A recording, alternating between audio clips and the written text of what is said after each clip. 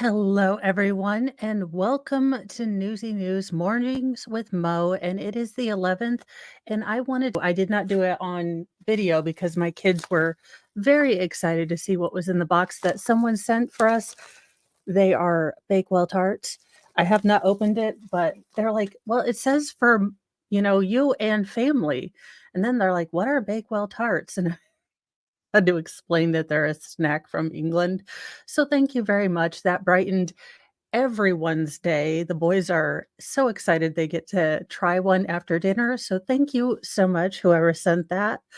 Sorry I didn't get a video, but with them wanting to help open, I don't generally put my kids out on the YouTube because, well, y'all are great, but certain people on the internets are not awesome.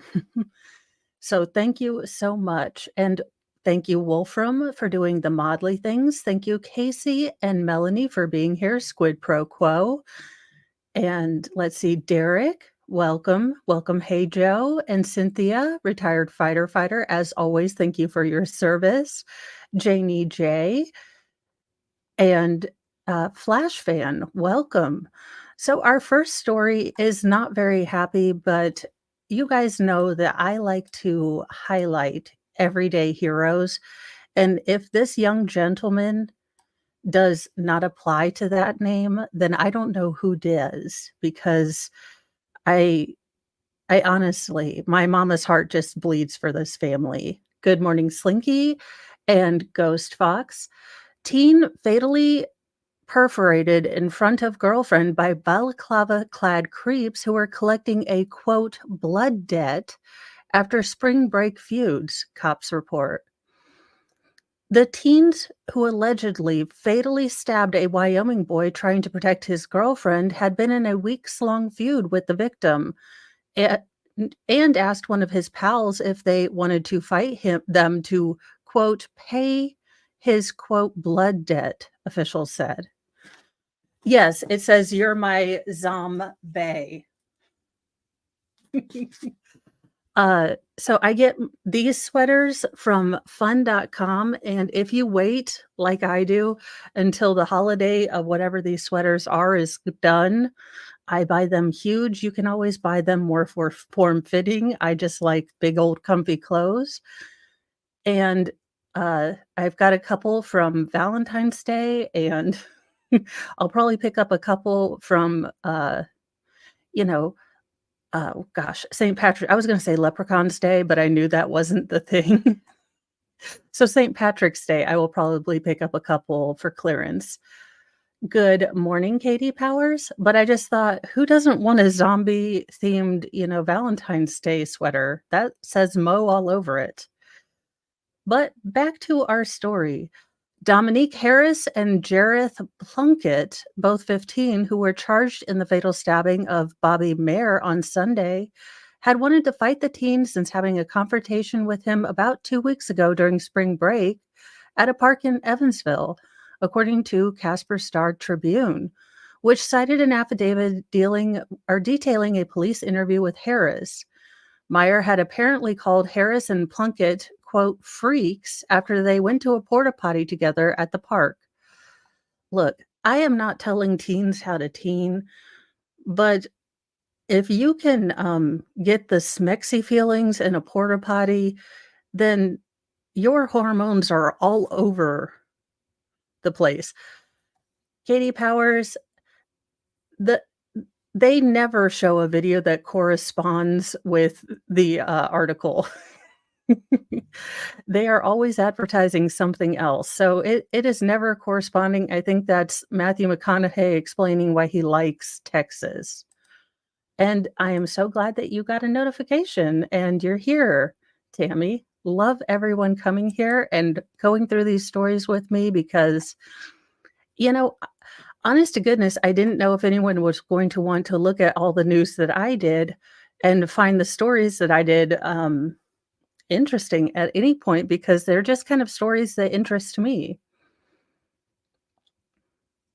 Let's see. In his interview with cops, Harris said Plunkett also asked Mayer's friends if he wanted to fight them to, quote, "pay the teen's blood debt after the porta potty episode."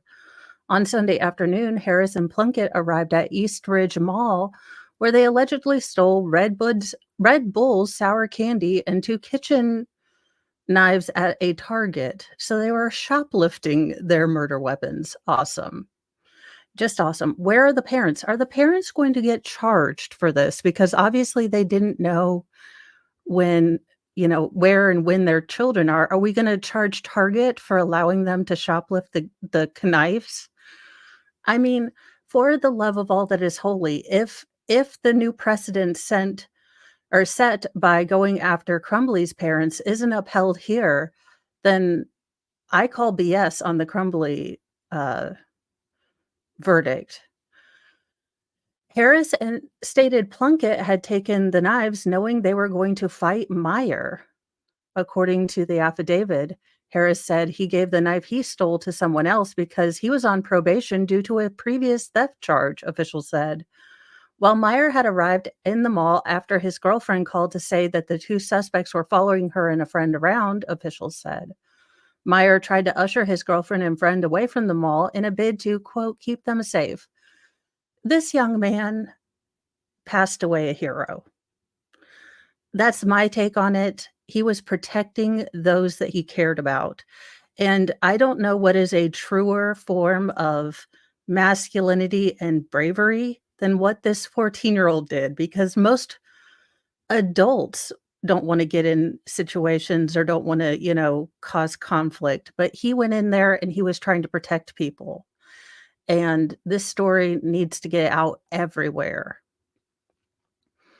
While telling the two suspects to leave, papers state video of the altercation that led to the fatal stabbing shows Meyer, quote, clearly did not want to fight because he was observed moving away from the knife-wielding Plunkett, the affidavit said. Meyer also put his hands up, indicating his hands were empty, it stated. Plunkett told investigators that his alleged accomplice asked him to put the knife away. This isn't fair, to which Plunkett replied, I don't play fair, according to the affidavit. Surveillance video allegedly showed that Mayer was backing away from his alleged attackers, who are wearing hooded balaclava-style masks, as Plunkett told him to swing on him several times. Harris was allegedly captured on video picking up Marr by his waist and slamming him to the ground before repeatedly punching him. Moments later, Plunkett stepped in and could be seen plunging a kitchen-style knife into the victim. The suspects fled and allegedly dumped the bloody knife and their masks in the parking lot, cops said. Plunkett and Harris were charged as adults with conspiracy to commit a murder, aggravated assault, battery, and theft. Plunkett is also charged with first-degree murder for allegedly stabbing Meyer. One of the victim's friends later told police that the two suspects attended the same Dean Middle School as the victim, but they knew them as JJ and Dom. Meanwhile, Meyer's grieving father posted a heartbreaking message on Facebook about the loss. Quote, Bobby, rest in peace, my baby. I miss you so much. Daddy was so proud of you and loved you so much. We are devastated. Nothing can bring you back. We love you, and you will never be forgotten. I'm dying inside and out right now and will be forever. And that's what people don't get about grief. The world goes on. I mean, I cannot explain to you the surreal moment of buying a newspaper with my first husband's obituary in it and looking around, and no one else's life has changed. And it's so surreal. Everyone's just going to Target or doing their thing, which is great. But when your world has imploded, it does feel a little bit, cruel and unusual that no one else's life is blown up like yours. That's not that we wish everyone, had blown up lives too. It's just you see people out just living their lives and you're like, how can you live your lives? How can you smile? My world has been exploded. And I feel that so very much from the Father. I'm joining hands with many to share a simple but powerful symbol, a blue heart. A loving memory of Bobby, a bright young life tragically cut short, one user wrote. This blue heart is more than just a tribute. It's a pledge carrying forward kindness Bobby embodied and standing against the darkness of bullying, a beacon of hope, a world for a more compassionate world, he added. A fellow student posted a drawing in memory of the slain teen. I wanted to take a moment and draw a bear holding a heart with a basketball basketball beside the bear for Bobby. When I started it, it made me want to cry because we were in the same school and he was in my PE class, the user wrote. My PE class feels like it's nothing, no more. The two suspects had their bonds set at $500,000 and $450,000, respectively, during initial court appearance Monday. Now, if those parents aren't gone after by the prosecutor for knowing that their children obviously seem to have issues, obviously seem to not be able to deal with conflict, and they just let them go, well, you know, I am not one for malicious prosecutions, but we have set a precedent, and if it is not equally applied to all parents now, then I'm gonna be pissed off. If you wanna go after parents for not knowing the effery that their teens are into, well, then these 2 sets of parents need to be brought in. Make it fair, make everyone have to go through the same thing if you want to, do something, but during your day, I would encourage you to do an act of kindness for, um, for Bobby Mayer, just pay it forward.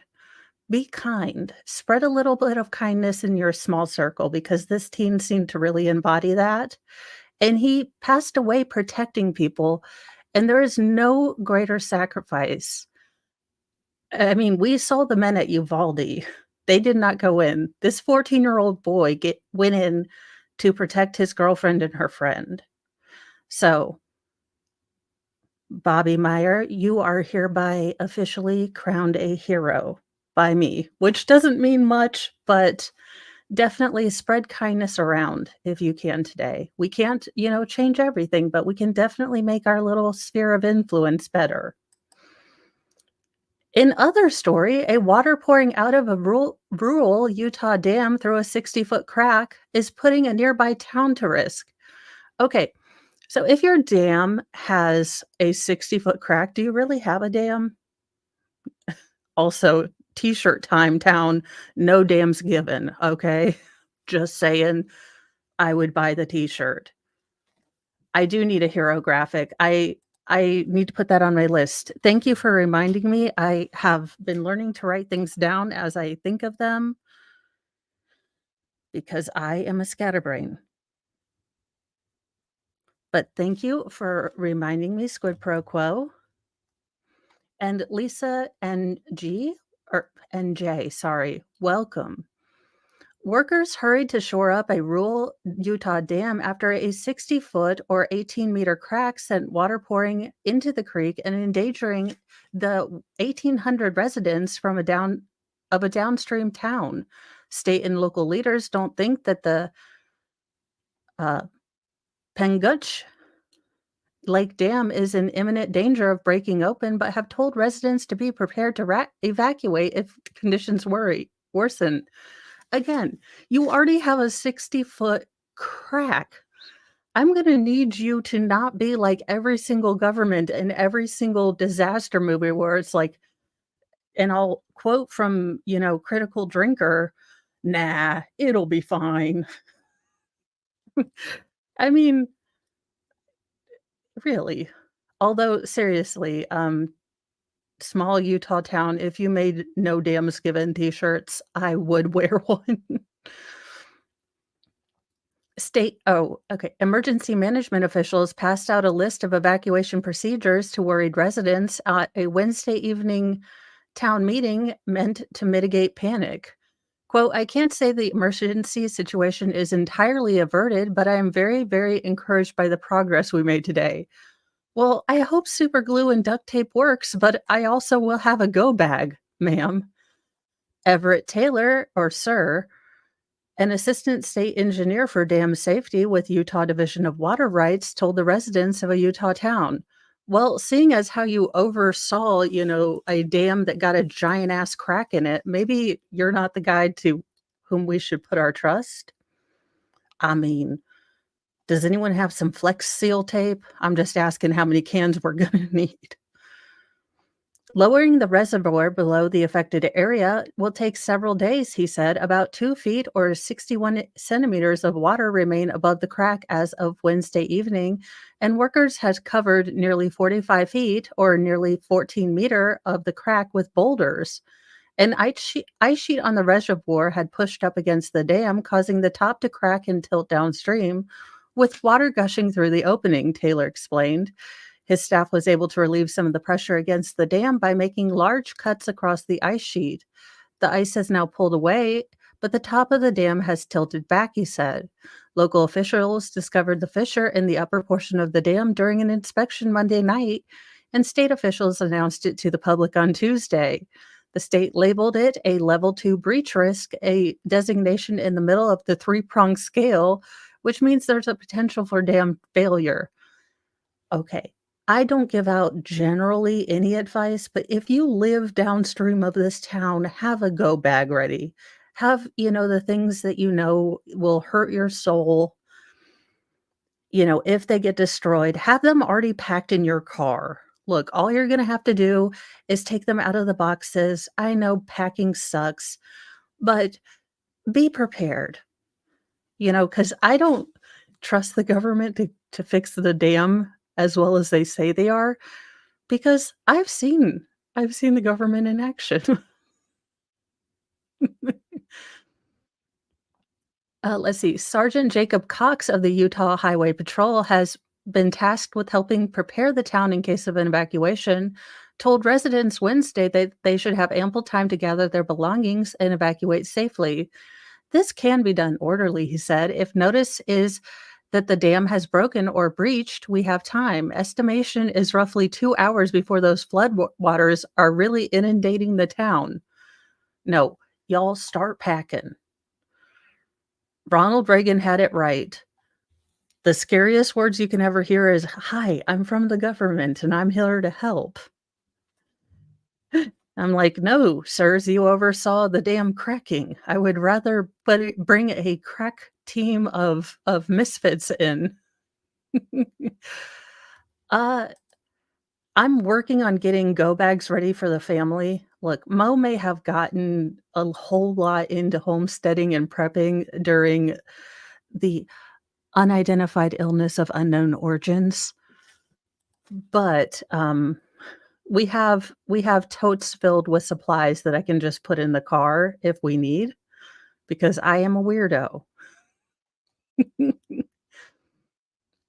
Sirens would sound in the event of an evacuation, and officers would go door to door to make sure everyone cleared the area, Garfield County Sheriff Eric Houston said. A nearby chapel and high school would serve as emergency shelters. Water is being released at nearly 260 cubic feet or 6.5 cubic meters per second to draw down the reservoir below the crack. Large rocks are being tucked in and placed on the side of the dam that would support the wall, and no rain is forecasted until Saturday. The dam was built in the late 1800s, but the top portion that cracked was added to the dam in the 1930s and 40s. There were no previous concerns regarding its structural integrity, and the crack came as a surprise, Taylor said. The mayor, Kim Super, urged residents to steer clear of the creek, receiving runoff from the reservoir, warning that the level is much higher than usual and is a danger to children. He teared up as he recalled standing in the same gymnasium in 2017 to prepare evacuation plans as a wildfire ravaged southern Utah. We just got through that and we're going to get through, or we got through that and we're going to get through this, Super shared to his community. It's just a different emergency. Now, I live high on a hill, but my neighborhood has 2 dams that need to be redone, and damn, is it expensive. In other news, Oscar Pistorius is, quote, too toxic to get a job, sweeping church floors after release from prison for killing Riva Steinkamp, sources say. Oscar Pistorius, a double amputee Olympian who killed his model girlfriend inside their home in 2013, is holed up at his uncle's luxurious three-story mansion and has been ostracized by his former pals since he was released from prison last January. Pistorius reached out to at least two members of the International Paralympic Committee after his release, asking if they could work together in any capacity, and he was rebuffed quickly. He's too toxic to work with now, one of the members tells the Post. There's nothing for him here. The 37-year-old athlete became a national hero in 2012 when he became the first double amputee to run in the Olympics. But 6 months later, Pistorius fell from grace when he shot Riva Steinkamp multiple times through a bathroom door in his house. During his 2014 murder trial, he claimed he mistook his girlfriend for a burglar. He shot her using ammunition designed to inflict maximum body damage. Now, here's this lovely trick that prosecutors will say. If you use, there are different types of ammunition. If you use training ammunition, well, training ammunition is meant to go a long way. So then you are endangering everyone around you because you realize that if you use this for self-defense, then it can go through walls, it can keep going through the bad guy. So that's bad. Now, if you use uh, self-defense rounds, which are meant to, yes, inflict maximum damage, but also stay in the person, well, then you're evil too. So, welcome to You're Damned If You Do, and You're Damned If You Don't, after a damn story. He was initially sentenced in 2014 by a high court to 5 years in jail for culpable homicide. After prosecutors appealed, authorities more than doubled his sentence to 13 years and 5 months. He served more than half of that sentence before being released in January. Since his release, Pistorius has hidden away in the fortified compound belonging to his uncle Arnold in Pretoria. The compound in the exclusive Waterkloof suburb has armed guards, electric defenses, and reportedly attack dogs. Under the terms of his release, Pistorius was not required to wear an electric monitor. According to the Department of Corrections, a parole officer checks on him at random hours of the day or night. He is subjected to alcohol and drug testing. He can have no contact with Riva Steinkamp's family. Pistorius is also unable to post on social media or give interviews. He cannot write a memoir about his experiences. Pistorius's release from prison was opposed by the Steinkamp family. After his release, Riva's mother, June Steinkamp, told ITV Morning Show that she accepted the parole board's decision. He had to come out. It was inevitable, she told the show. He's on parole now. It's not going to make any difference to my life. He's done what he's done, or he's done what he's done already, and I can't do anything about it, she continued. I've lost the most beautiful, wonderful child, and I've been without her for so many years. I miss her every day. According to his parole paperwork, Pistorius has listed his volunteer work at NG Kerk Waterkloof, the Dutch Reformed church that is attended by his uncle. He does light maintenance work and janitorial work. He quietly attends services. I almost didn't recognize him, said Ada Govner, who spotted him at church last month while visiting her relatives. His hair is longer. He's got a beard. He's also not as lean as I expected. You never know he was an athlete. He's just not the same. A church member tells the Post that Pistorius seems different than before. He's not friendly. He's not outgoing, a parishioner says. I don't even know if I've seen him crack a smile. He's just a shadow of what he once was. So there you go. He has gone from being in the Olympics to sweeping church floors and dealing with the aftermath of his choices. Now, will let you guys know I did not get very deep into the Oscar Pistorius case, so I have no real opinions. Everything I say is mainly just fluff and nonsense on this case because I really don't know the facts. He's never going to be able to make up for the fact that his actions cost a family their daughter. Now, forgiveness is something that, takes a long time, and genuine forgiveness takes a lot. So, hopefully he is working on his redemption arc and he is working to atone for things that he did. But, the family has to grieve and has to forgive on its own time or not forgive. And that's okay. Either of those are perfectly okay in my book. Do not listen to me if you're wanting religious advice, because I'm pretty sure you're supposed to forgive your enemies somewhere in the Bible.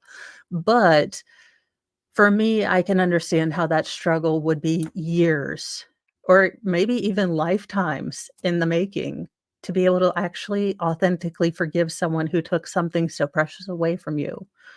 So I do hope he is working on his redemption arc, and I do hope peace and comfort for the family because every day is just a reminder of what you've lost. In funnier news, apparently this guy made his chicken eclipse glasses. And now I want a chicken and I want to make eclipse glasses for it. I want a feathered nugget. I want a pre-McNugget with little glasses. Chicken dons tiny glasses to watch solar eclipse, then lays an egg. One unusual solar eclipse spectator who watched the sun disappear in Arkansas is going viral for her particularly tiny pair of protective glasses and her feathered form. Tad Fendley of Amity watched the eclipse Monday with his pet chicken, Gertrude. I need a chicken named Gertrude. In his arm, wearing her own pair of eclipse protection glasses. Findley's sister, Carol Findley Shell, snapped a photo of the scene and posted it on social media, earning Gertrude a few new fans. Findley told KTHV TV that Gertrude was so excited by her first solar eclipse she laid an egg during the event. The brother and sister said they attempted to outfit their cows with eclipse glasses so they could enjoy the rare phenomenon, but the animals were not interested in wearing the eye gear.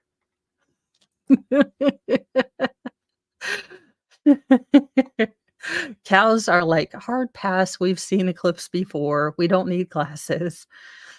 In other more funny news, a U.S. Navy warship commander mocked relentlessly for holding a rifle with the scope mounted backwards.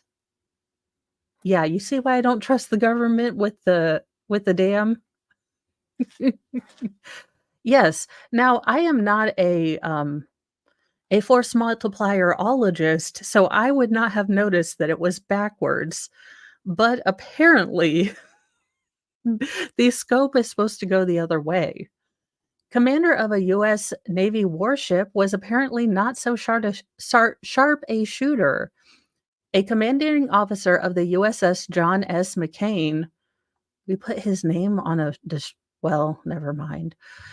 An Arleigh Burke-class guided missile destroyer was mocked online after he was photographed holding a force multiplier with its scope mounted backwards as he took aim at a target known as a killer tomato. Commander Cameron Yaste, quotes, observed the line of fire exercise event.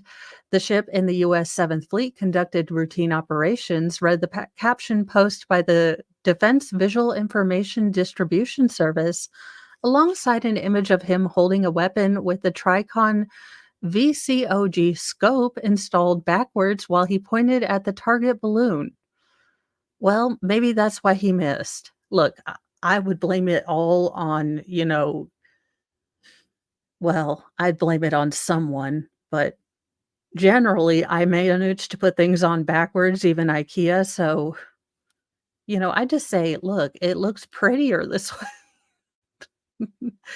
It noted that the 7th Fleet is the U.S. Navy's largest forward developed number fleet and routinely interacts and operates with allies and partners in preserving free and open Indo-Pacific region. Several of the people often also pointed out that Yast's shooting stance and technique are not exactly on level of, say, the U.S. Marines. One user fired off the first salvo on X where he wrote, quote, U.S. Navy just killing it on Instagram alongside laughing and cringing emojis. Man, the scope is annoying, but that grip placement is downright wild, another responded. The third said, LOL is completely pointless. You might as well just grab the mag. And yet another took aim at Yast's leadership bona fides. Boat captain of guided missile destroyer. This is chef's kiss, he wrote. One user on Instagram, or on X wrote, U.S. Navy killing it on Instagram. Okay, you already wrote that. Soon after, Eagle Eye viewers spotted the tactical blunder, the Navy yanked the embarrassing image from the official Defense Department database. Oh, sweeties. Oh, sweet summer children. Come here to Mama Mo. Come on over. Take a seat. The internet is forever. You may have taken that down, but there are legions on 4chan and Reddit that have already archived that and done a screenshot. But okay. Thank you for pointing out our rifle scope error in the previous post. The picture has been removed until EMI is completed, the U.S. Navy said after removing the photo. Yaste earned a commission through the Navy ROTC in 2006, according to his official bio. He attended the Naval Postgraduate School and earned a master's degrees in astronautics. Okay, did he notice that the scope wasn't helping him see things? He was previously the Combat Systems and Weapons Officer aboard the USS Hopper. Well, I feel safe, don't you guys? And both of my parents, my mother and father, were in the Navy, so I may or may not have sent this to him. Well, them, and they were not abused. So, note to self, do not send pictures of people being absolute morons from the Navy to parents. Eh, they've got redo, kids. I'll be the black sheep. A woman in a stolen SUV told the police it was a tip from a Waffle House customer. I mean, that's a face you could believe, right? Like, this chick totally tells the truth all the time. You know, when I'm at Waffle House, I often tip my waiter, my car. Ma'am, make it make sense, make it believable, but I think you might not be winning this particular argument. A woman was arrested after claiming that a stolen SUV she was driving was a birthday tip from a Waffle House customer, according to the Tulsa Police Department. Authorities said that Angela Harrison, 53, was arrested and charged with being in possession of a stolen vehicle. On April 1st, just before 4 p.m., officers received an alert about a stolen white Jeep Liberty and tracked the stolen vehicle until they were able to stop it during a traffic stop. Police said Harrison claimed she was at a gas station just an hour before the stop when she ran into a former customer of hers when she worked at the Waffle House. Harrison told the officers the customer gave her $10 cash and the white Jeep Liberty because it was her 53rd birthday coming up in a few weeks. I mean, it could happen. It could happen. Now I'm wondering if that's a wig or how.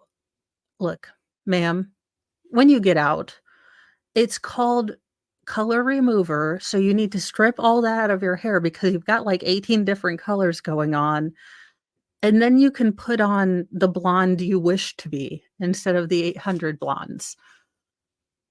I'm just throwing it out there. I mean, you might be in there for a bit if if it wasn't a birthday gift. Harrison admitted to officers that she was the woman in the surveillance photo, but could not explain how she could be given or could be in the possession of the vehicle in January when she claimed it was gifted to her only an hour before. Well, officer, what had happened was it was an early gift, and they just remembered when they ran into me in their stolen car. I mean, have your defense attorney work on that because you might need one. The police said the owner of the SUV passed away last year and that the vehicle was returned to his family. So, no birthday present for her. She's gonna spend her birthday in the clink, I guess. A heroic mom, I mean, superhero, 85 unalives masked intruder in a, force multiplier fight protecting disabled son while handcuffed to her chair and, perforated with 4 freedom seeds. You know what? Grambo number 2. Grambo 2 is here, do not piss her off. An 85-year-old Idaho mother fatally shot a masked intruder who held her hostage at Force Multiplier Point while her disabled son slept down the hall during a horrifying home invasion. Christine Gianna's grit and determination will to live is what saved her that night, Bingham County prosecutor Ryan Jolly said after announcing Wednesday that Giannon justifiably unalived Derek Condon, although I'm going to call you Condom from now on because you done did a jerky thing. Did a horrible thing, and this 85-year-old mother smoked you. Don't mess with mamas. Even if we get to be 104, you go after our kid, the mama bear will come out. That is solid advice from a Mo. Quote, "This case presents an easy analysis of self-defense and justifiable homicide," Jolie wrote in the case. Wait a minute. Holy God, we need to interview this prosecutor because he took a non-bias, approach to look at a justifiable homicide and isn't putting her in the clink. How do we clone this man? We all need this prosecutor.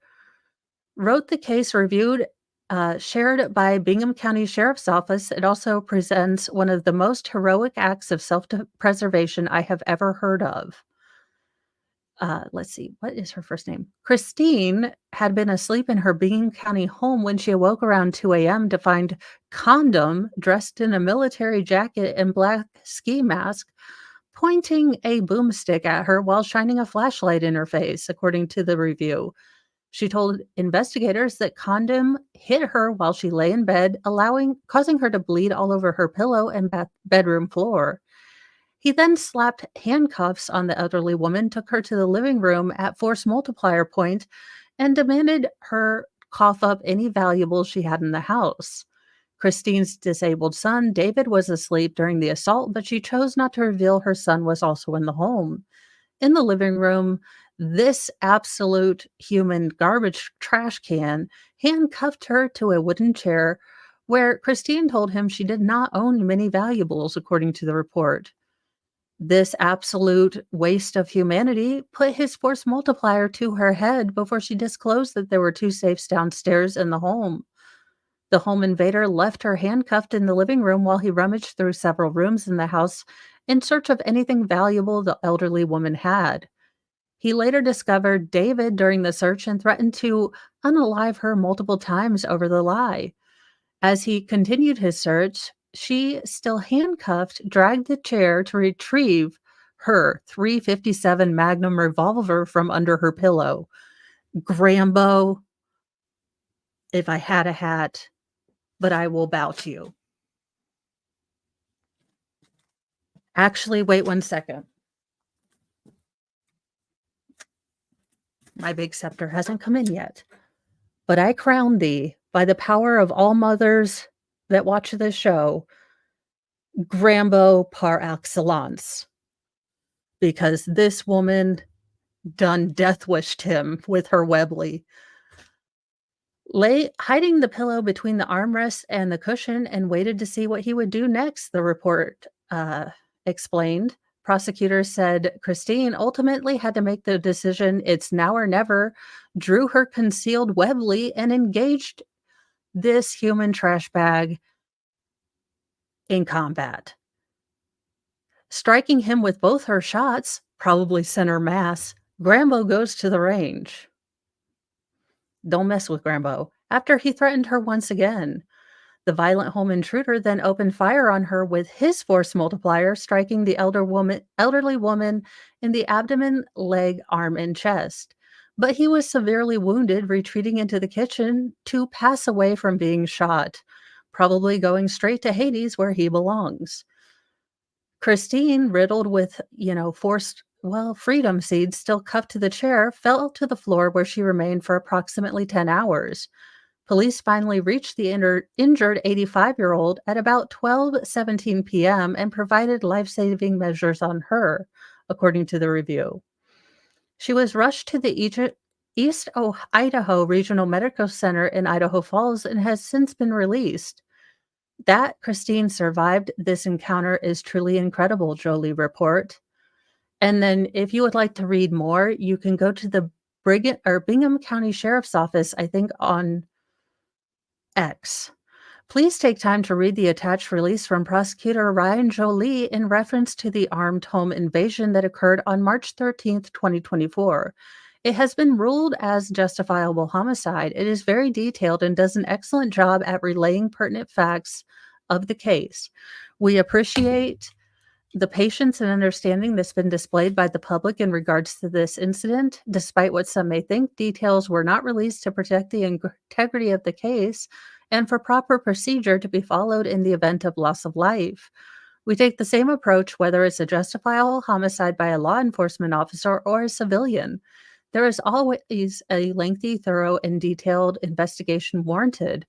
Now that we are able to release the details, we wish to make it clear that our intention is not to defame the name of the suspect. No, that's my job. This man is a douche. He probably had a small peen. And I hope that, Leviathan, if you believe Hellraiser, or, Azrael, or one of those people, if you go with the Hellboy canonical, background, I'm hoping someone's having fun with him. Pinhead, I do hope you exist for these people. Just no pleasure, only pain. I'm kind of good with that. But I am writing this case down because, Queen Mo, Lord of Shenanigans, would like to highlight epic death wish bravery. And I just whistled that, so sorry. But I am going to be putting her name down because if I can get that background information, we are doing a stream where we are praising Grambo, or a video, but still, Grambo for president. Investigators found a broken window in the back of Christine's home and a screwdriver next to the door where it is believed that human garbage made an entry. The review also shared that human garbage had a lockpick on his person. The Idaho prosecutor wrote that no person in the state shall be placed in legal jeopardy of any kind whatsoever for protecting him or herself, after making his ruling that Christine was right to use deadly force. Absent a clear attempt by human garbage to retreat from the residence or surrender, which based on the evidence clearly did not occur. She's 85 years old. Any reasonable person would have believed it necessary to defend themselves or their disabled child under such circumstances. This woman deserves all the muffin baskets, someone to do the laundry and fold for her, and she should just, again, if it were me, I would be so obnoxious. I would have, I would fashion for myself a holster like the Old West. I would have Grambo, the t-shirt, Dead Reckoning 2, Electric Boogaloo as, a t-shirt. This is why God gives me no powers, because I would be ridiculous. But Christine Janahanas, you are an absolute hero. You went full Charles Bronson and you protected your son. So as a warning to human garbage outside of, not this chat, but if you're happening to think about doing a home invasion, Grambo may have a Webley, okay? You might want to think twice. Grambo has seen all the Death Wish movies, and she has no issue taking you out like Charles Bronson. That is my only warning. Beware of Grambos. Don't think that we're just because we're older, you don't mess with people's kids. You don't. At any age. Mama Bear will come out. Now, And a prosecutor that probably needed to read laws a little more, Daryl Brooks style, lawful law, run the record back. Prosecutor allegedly pointed a force multiplier at roommate while, quote, obviously intoxicated during a fight over a dirty sink. Well, you know, I can almost get on his side because there is nothing more enraging than people saying that they did the dishes when all they did was, put dirty dishes into the sink to give you a life mission to clean up after them. So, I could kinda see it, and he would be from my state. I should start reading these before I put things up, but yes. Yes, he is from my state. An Indiana prosecutor may be in hot water after allegedly pointing his boomstick at his roommate during a fight over a dirty sink. Oh, I will do that. I will have to tell you that I am oh my gosh, yes, we are doing a stream with that thumbnail. Thank you so much, Squid Pro Quo. That is how that is going. I will learn how to FOIA stuff, and we will get the entire report because Grambo is awesome. And anytime I can pull out Death Wish references is always great. Because look, how why anyone continued to date Charles Bronson in Death Wish 5 when he's already done run through a bunch of wives. To be close to Charles Bronson in a Death Wish movie is to sign your own death wish. I just don't get it. Let me yes, I can after the show. I will send you the article, Sal, and you know what? We might do a dual stream on it because that would be hilarious. Because look, nothing makes me happier than a mama bear protecting her kids and human garbage but getting taken to Hades. Wolfram, thank you for your gift of 5 memberships. And those went to King Bob, Bobby Bologna, Malcolm Wilhelm, JD Fan, and Bartlett too. So congratulations for all your new members. I will be working on a member video today. I am trying to do once a week videos. I have sucked out loud. I'm going to be very honest with you with member content. So I'm trying to be better. So I have an idea and I will be doing a members only video and unveiling which project I am working on next as far as cross stitch. Let's see here. Where was I going with this? Citing court documents, the station reported that officers were called to the apartment around 4 a.m. on a Friday to a home where they spoke to a roommate of Blanton.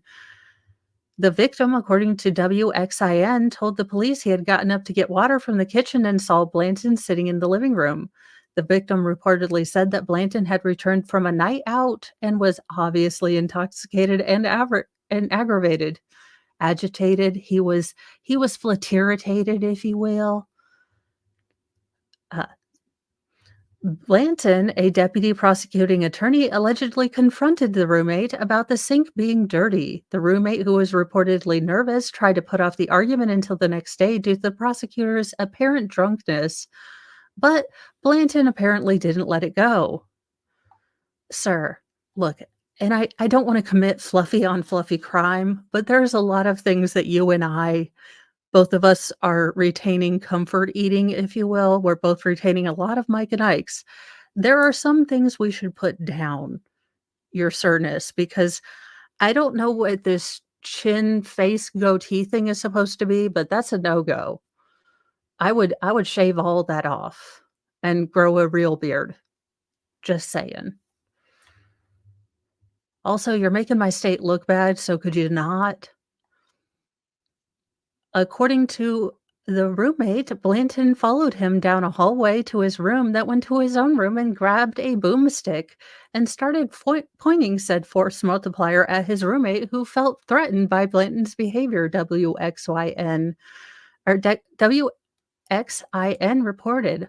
Blanton was charged with several felonies, according to the outlet. Delaware County prosecuting attorney Eric Hoffman told Law and Crime in an email he couldn't comment on the case or investigation, but that, quote, all persons arrested for criminal offense are presumed to be innocent unless and until proven guilty beyond a reasonable doubt at trial.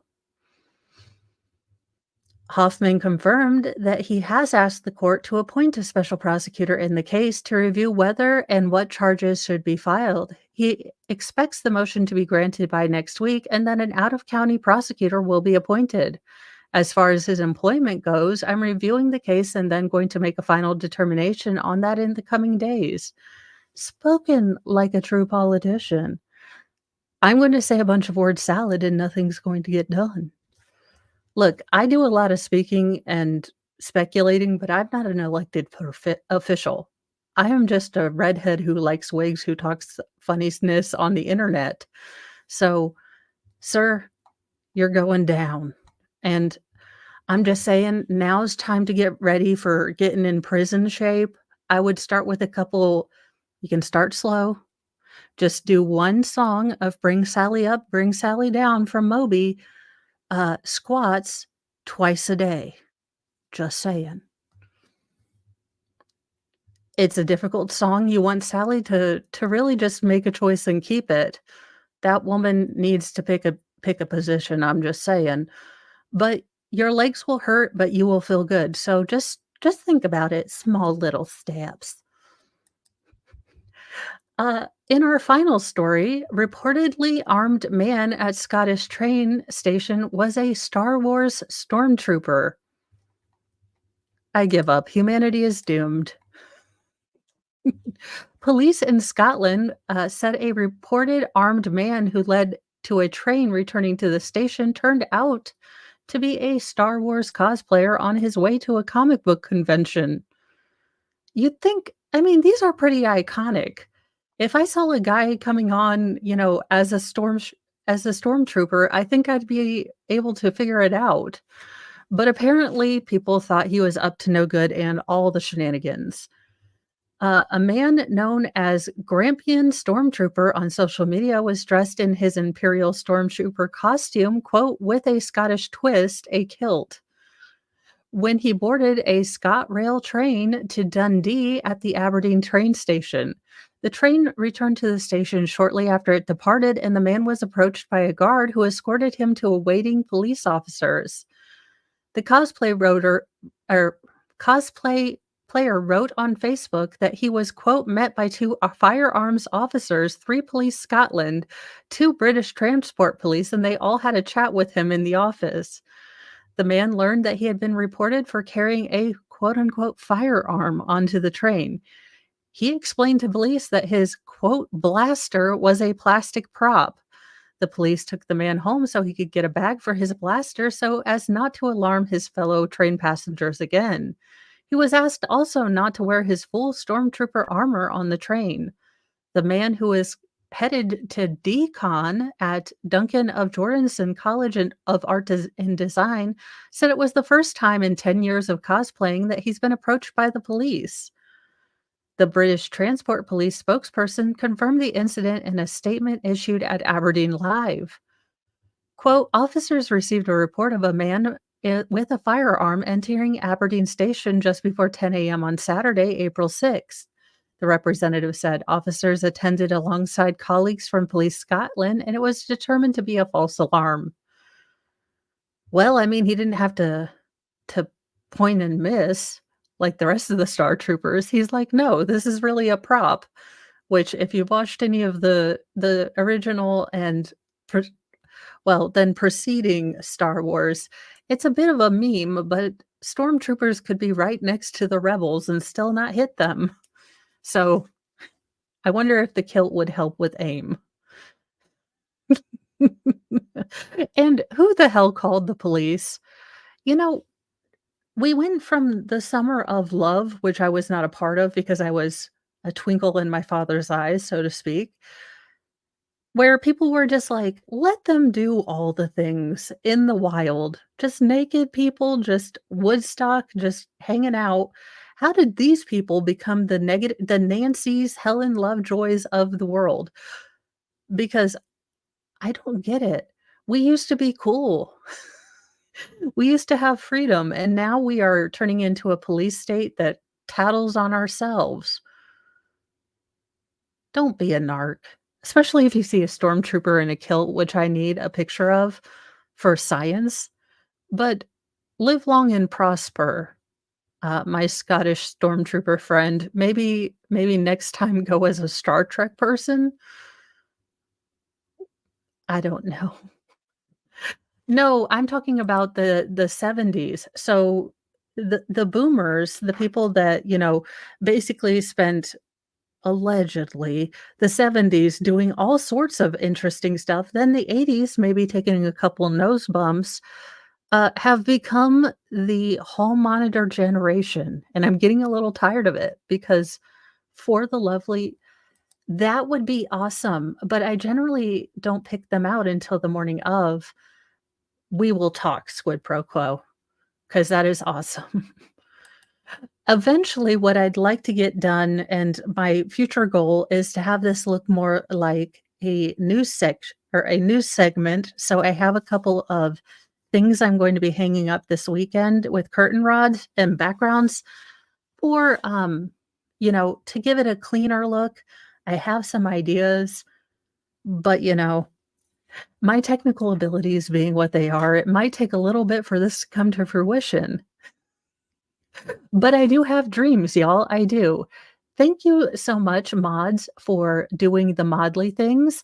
Please hit like, share with your friends.